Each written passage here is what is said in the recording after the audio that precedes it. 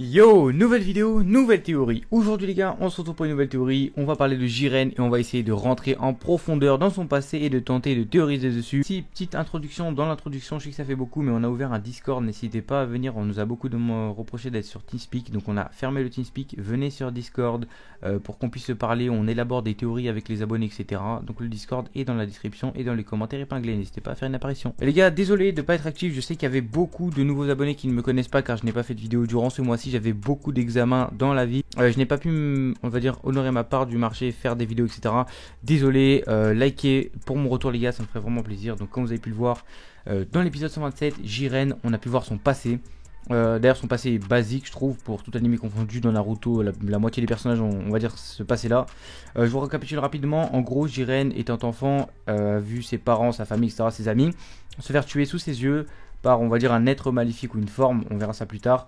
Il était trop faible donc il ne pouvait pas les protéger, ni même infliger des dégâts ou quoi que ce soit. Voilà, il s'est fait sauver par un homme qui va après devenir son maître. Voilà, l'être maléfique réapparaît et le même drame se repasse. Jiren est toujours trop faible et ne peut pas battre l'être maléfique. Donc voilà, l'être maléfique tue son maître, etc. Enfin bref, en tout cas c'est une petite histoire comme ça, je vais juste récapituler ce qui s'est passé. J'ai revu plusieurs fois les explications de Bermoud et je me suis posé la question suivante. Mais est-ce que cet être maléfique là, est-ce qu'il est mort au final ou pas? Est-ce que Jiren l'a vaincu?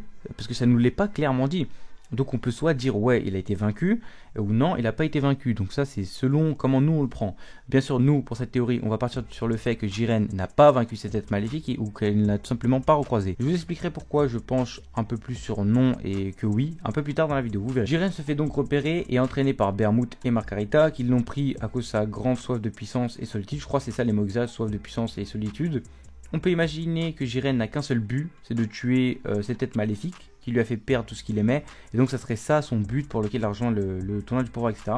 Donc Jiren s'entraîne donc depuis son plus jeune âge avec un Akaishin et Margarita, donc l'ange. C'est peut-être pour ça qu'il a un niveau de puissance incroyable, inatteignable pour un mortel. Ça a d'ailleurs été précisé, inatteignable pour un mortel. Vous allez sûrement me dire, non mais Jiren veut juste ressusciter sa famille, etc. Et non tuer cette tête maléfique, il a complètement oublié, etc. Car Jiren ne tue pas, même les méchants ils ne le tuent pas, etc. Ok, mais n'oubliez pas que Jiren médite beaucoup. Il a donc pu analyser, on va dire, toutes les possibilités disponibles, etc., toutes les conséquences. Et il a sûrement réfléchi à la théorie suivante. S'il ressuscite sa famille, la créature va réapparaître, c'est sûr, et les retuer. Donc son vœu n'aura servi pour rien. Il aura fait ce vœu en vain. Et donc voilà, en réalité, ça aurait été encore pire. Parce qu'il aurait vu 2 fois sa famille mourir. Donc, imaginez, il y a aussi une autre possibilité, que Jiren soit encore trop faible face à ce démon. Oui, je viens de l'appeler démon, simplement parce qu'on va commencer à un petit peu à rentrer dans la théorie. Ça va beaucoup plus loin selon moi. Dans Dragon Ball Super, on respecte une certaine loi. Un petit exemple rapide, il y a les dieux de la destruction et les dieux de la création. Donc vous savez qu'il y a le yin et le yang, donc le bon et le mauvais. Là, le bon, on va dire, c'est le dieu de la création qui crée, etc. Et les dieux de la destruction qui sont là pour détruire. On sait qu'il y a des anges, mais on n'a jamais vu l'opposé des anges. Et pour moi, l'opposé des anges, ce sont les démons. Et je pense que la créature qui a attaqué la famille de Jiren, etc., était un démon. Et à chaque fois, il y a l'inverse dans Dragon Ball Super, et là il n'y a pas. Donc il n'y a pas l'inverse des anges.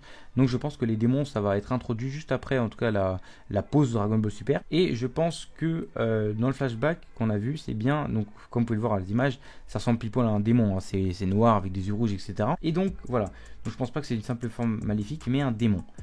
Imaginons même qu'il soit plusieurs, d'anciens Akaishin ou quelque chose comme ça pourrait être totalement possible. On sait d'ailleurs que Toyotaru, en parlant de ça, a créé depuis peu beaucoup de designs d'anges, etc. qu'on n'a jamais vu et on ne sait pas pourquoi il aurait fait ça. Imaginez que ces anges seraient des démons ou des anges qui ont mal tourné par exemple. Je pense que d'ailleurs les démons sont des anges qui ont mal tourné, mais on verra ça plus tard. Et surtout, n'oubliez pas que dans l'arc du tournoi de pouvoir, il n'y a pas de méchant, enfin, pas de réel antagoniste. Enfin, l'antagoniste c'est Jiren et les autres univers, on va dire. Mais il n'y a pas de réel méchant, on va dire. Il n'y a pas quelqu'un de méchant qui tue pour tuer, qui se bat pour se battre, etc. Et je pense que quelqu'un va venir faire du mal et va détruire, on va dire, comme Buu ou Zamasu. Justement, je pense que ça pourrait être les démons. Qui pourrait être la parfaite suite à Dragon Ball Super. Et on a vraiment besoin d'un méchant puissant et sombre comme j'ai dit, Zamasu ou encore Buu.